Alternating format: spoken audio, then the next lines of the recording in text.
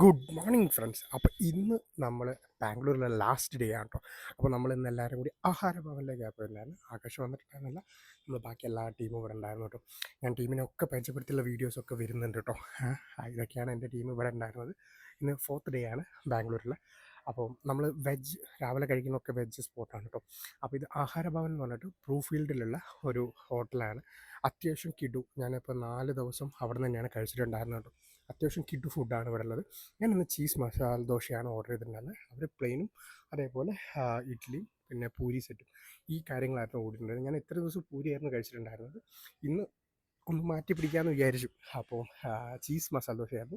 നമ്മുടെ നാട്ടിലൊക്കെ കിട്ടുന്ന അതേ ടേസ്റ്റ്, അല്ലെങ്കിൽ അതിൻ്റെ ഒരു പൊടി മേലെ ടേസ്റ്റ് ഉണ്ടെന്ന് വേണമെങ്കിൽ പറയാം കേട്ടോ. അപ്പോൾ നിങ്ങൾ ഈ ബ്രൂഫീൽഡ് ഭാഗത്ത്, ബാംഗ്ലൂർ ബ്രൂഫീൽഡ് ഭാഗത്ത് എവിടെയെങ്കിലും നിൽക്കുന്നുണ്ടെങ്കിൽ ഡെഫിനറ്റ്ലി വന്ന് ചെക്കൗട്ട് ചെയ്യേണ്ട ഒരു നല്ല പ്ലേസാണ് കേട്ടോ.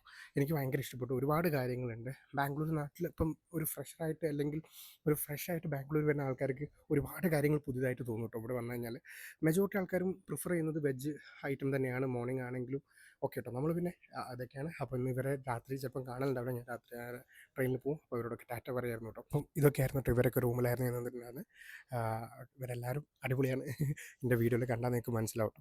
അപ്പോൾ അതേപോലെ ഇവിടെയായിരുന്നു നമ്മൾ പറഞ്ഞ ഹോട്ടലുണ്ടായിരുന്നത്.